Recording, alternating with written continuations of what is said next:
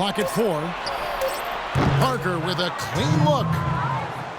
Good, and Aldridge gets the assist. And that's 13 points for Parker. For the Pistons last year, they finished with a 23-29 record against the East. And for the last number of years, they just haven't quite been able to figure out how to take that next step forward. So Detroit ends up going with the new group. Well, Paul Millsap has said he doesn't feel undersized anymore with the way the league is going. But more emphasis now on spreading the floor, so Millsap fits in easier. He can always find somebody to guard. Man, an even stronger second half. Tremendous efficiency at the offensive end of the floor. Yeah, I know you know about how the basket can seem like it's 10 feet wide when you're in the zone. That's where they are right now. Now here's Westbrook. 20 points for him. Game. And fouled hard that time. He'll get to the line and shoot 2. And for Millsap, frankly, his height has really never been an issue. I mean, this is a guy who was a big-time rebounder throughout his days in college. But even though he's only 6'7", that 7-foot wingspan helps, and he's strong enough to hold his own with most forwards in the league. And Gibson kicks to Morrow. Back to Gibson. 18 feet out. And the shot is long. You know, even though he's bite-sized compared to the big man on the floor, he's done some really tall work on the board. No question, guys, Millsap can rebound and defend the power forward position with the best of them.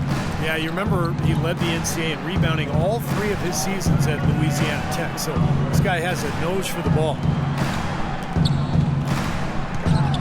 Gibson setting a pick for Beal. Chang, no luck. Bulls trail by 8. Gibson with the steal. Williams with the ball. Westbrook picks him up. And there's the pass to Beal. Outside Williams.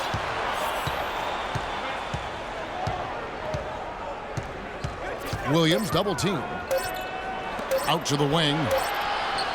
Morrow, that's a 2-pointer. And they force the shot clock violation. Great D. Chicago's getting blank from three-point land so far in the third. Still 0 for 3. Westbrook nails the 16-footer. Westbrook's got 8 here in the quarter. And he should thank the defense for those 2 points. Really, nobody paid him any mind there. Morrow, no good. You know, guys, if he does his work early, he knows when he gets in a good position, his size gives him a big edge on the glass. Looked like the defense was totally scattered on that fast break. Nice job taking advantage there with the wide open 3. There's Beal with the 3.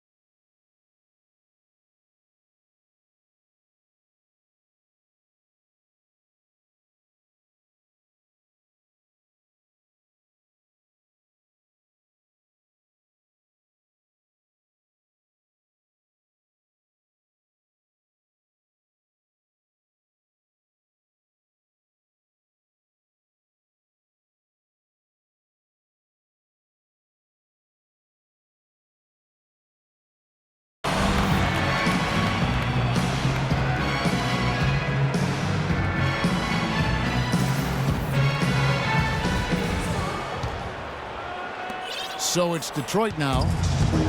They've led by as much as 10. And on the floor for Detroit here in the 4th. They've got Bradley Beal. Chang is out there with Taj Gibson. Then it's Williams. And it's Morrow in the small forward position. 6 to shoot. And Tang gets it to go. Chang's got the first basket as we get going in the fourth for the Pistons. Westbrook drives in. And the rejection by Chang. For the Pistons. Westbrook passes it to Drummond. Some solid defense from Johnson. Back to Parker. From downtown. Here's Howard. Lays it up and in on the nice reverse. Now it's a 7-point Piston lead. Another bucket in the paint. That's something they just have not been able to stop today. I think it's time to make some adjustments defensively, Clark. I mean, what they've got going right now is not getting it done. Well, Dwight Howard, I think, still the best center in the league. But I think his back injury back in 2012 has robbed him of some of his explosiveness. But despite that, he remains one of the most athletic centers the league has ever seen.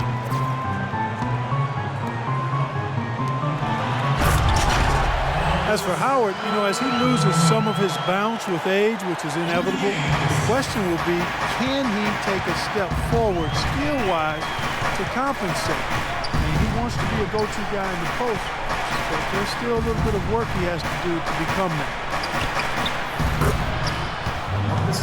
Aldridge double-teamed. From down low. That's good. And the Pistons lead by 8. Westbrook with it. Picked up by Ellis. And Westbrook, here we go. And that one's good. And Howard has taken his share of criticism, too, from the old-timers for, Steve, not punishing teams in the post. But remember, in the old days, it was easier to isolate in the post. Nowadays, with defenses allowed to overload and zone up, help is always there. So I think for Dwight, he's got to focus on defense and rebounding and let the offense come when it's there. Stolen by Gabe. Oh, are you kidding me? That was a power punch right there. Oh, great. Wow, and then Man, that was a real Mark it up. Even when they're down, he's still looking to do the spectacular. And he pulled it off. well, maybe this is the best time to do it. Yeah, I agree. I mean, now's when they need a little spark anyway.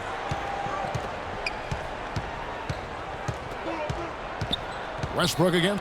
Parker. Johnson dishes to Ellis. 6 on the shot clock. The wide open look here for Aldridge. Misses off the right iron. And the defense got away with a major lapse there. Johnson kicks to Howard. And the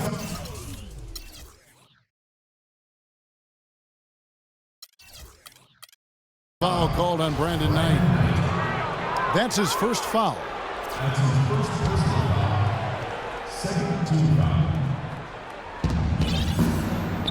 Down low. Out of bounds. Pistons ball as Detroit keeps possession. Boy, that pass was in the air a long time.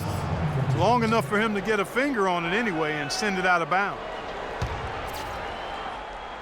Around 3 minutes gone here in the fourth quarter. Aldridge kicks to Johnson. Good, and Aldridge gets the assist. Aldridge has got 4 assists in the game. Bulls trail by 7. Shot left block. Back to Knight. Fires from deep. Rebound, Detroit. And here we go. The Pistons fast break. Ellis with the ball. Howard, the pass to Parker.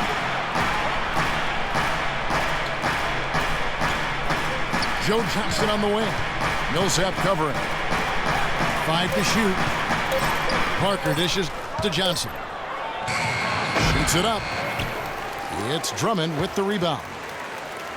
Drummond's got his 16th rebound on the night.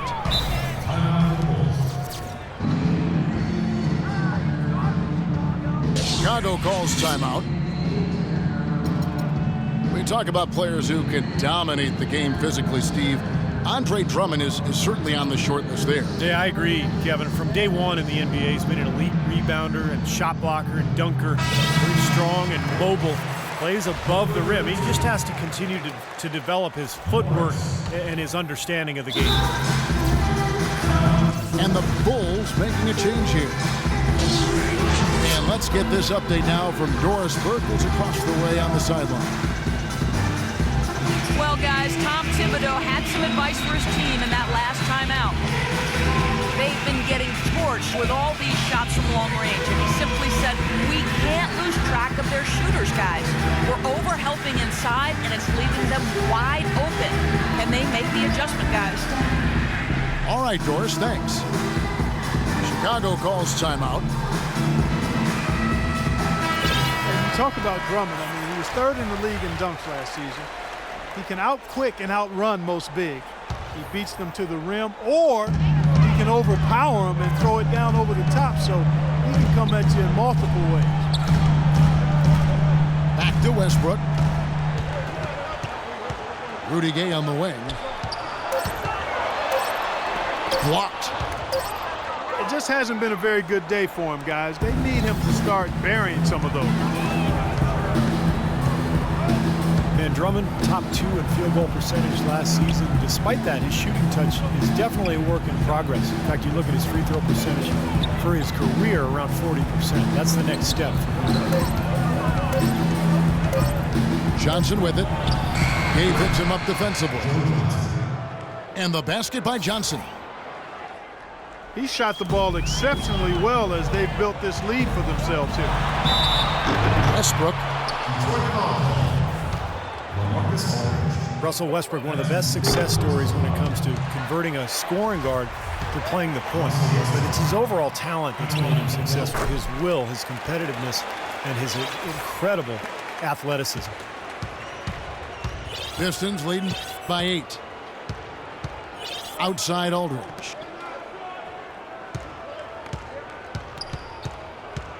Ellis outside.